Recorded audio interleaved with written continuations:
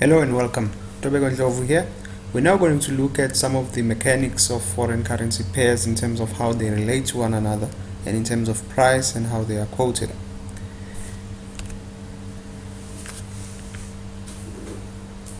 Now, as you can see, the list that you are seeing here is a list of foreign currency pairs. Currencies are listed as pairs because when you execute a foreign currency transaction, it's between two currencies. So for example, if you buying a euro using dollars, you would be basically doing a euro USD transaction. If you are buying US dollars, for instance, using Switzerland Swiss francs, you would be doing a USD Swiss franc transaction, and so on. Now, this is by no means an exhaustive list, as there are many of these currencies that can be traded in the forex market, but for the sake of clarity, we've listed but a few.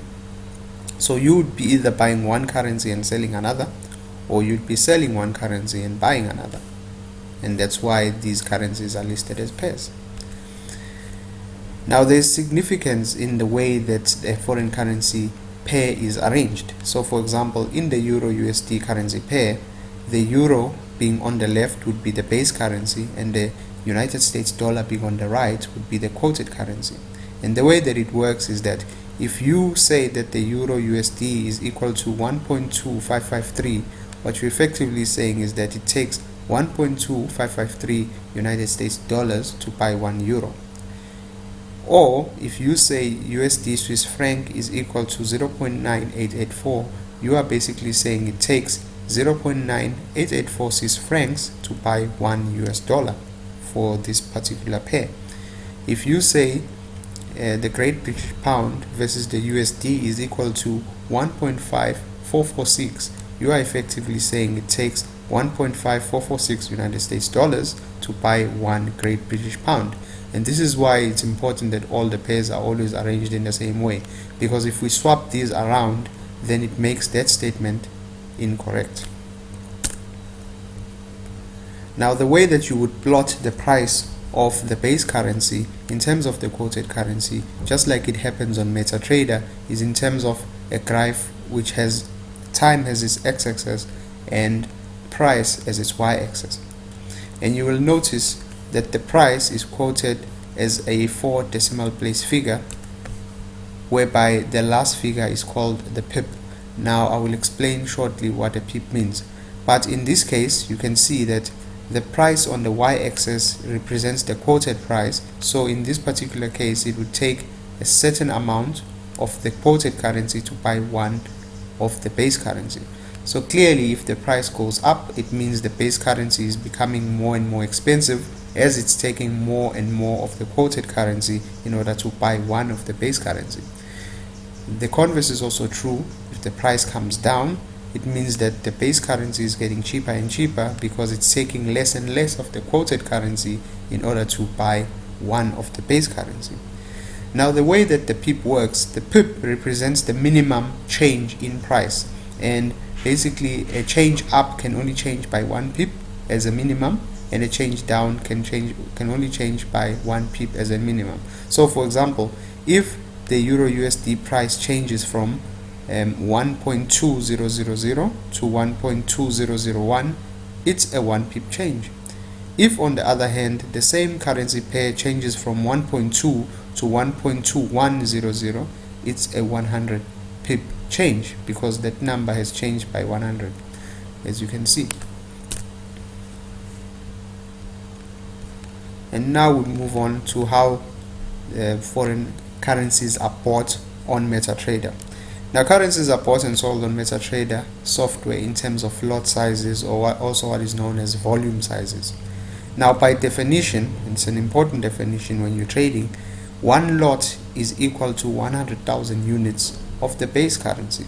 So in this particular case, if you were buying one lot of this pair, you would be buying 100,000 of US dollars, because the base currency in this particular pair is US dollars.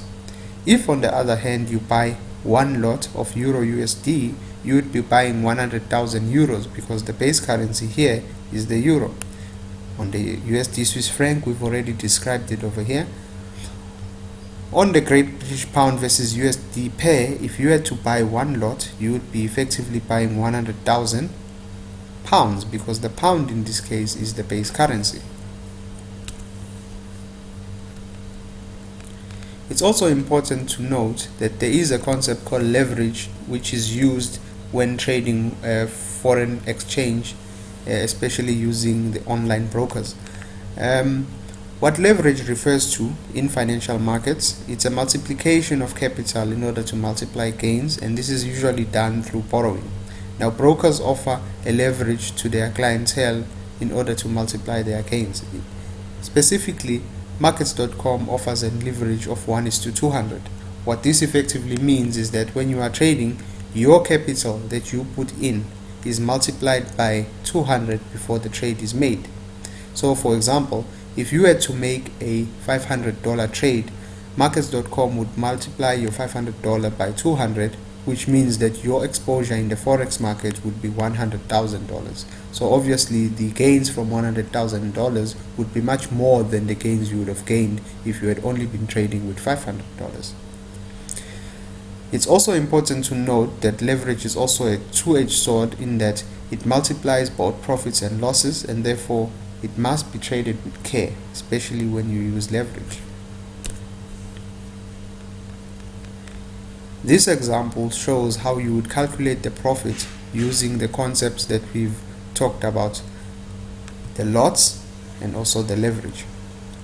Now say you want to buy half a lot of the Euro USD at a price of 1.2179, because you have drawn the conclusion that the price of the Euro, if you compare it to the USD, is going to be going up. So in other words, the Euro will be getting more expensive. So by buying the Euro and selling it later, you believe that you will make a profit. So, and you would close this trade after it's gone up to 1.2388 for instance. Now the way we would calculate the profit is we would start by our definition of a lot. Now one lot is 100,000 of the base currency as per our definition. This directly means that half a lot is 50,000 euros in this case, and the reason why it's euros is because the base currency is in euros. In order to execute this trade, you would need 50,000 euros divided by 200, which is the leverage. So you would actually need only 250 euros in order to conduct this transaction. So you can see that even half a lot, Markets.com allow you to trade with a much bigger amount than the amount that you actually need in order to open the trade. So in any event, in order to calculate the profit, you would subtract the current price, which the market has moved to, by the initial price when you initially bought, and then you would divide by the current exchange rate, because that number is in dollars, of course, because the prices are quoted in dollars, and you would get 0.01687 euros. Since the margin is leveraged, the profit would actually be the change in price times the 50,000 euros, which is the leverage amount. So you'd end up with a profit of 840 euros. But your account at Markets.com is usually denominated in dollars, and so you have to convert this amount into dollars in order to see what your actual profit would be. And now, in order to make the conversion, you would take the current exchange rate, multiply by the amount in euros. So in this particular trade, you would end up with a $1,040 profit, which is not bad. So I hope that has helped to explain some basics and mechanics of foreign currency trading, and yeah, thank you very much.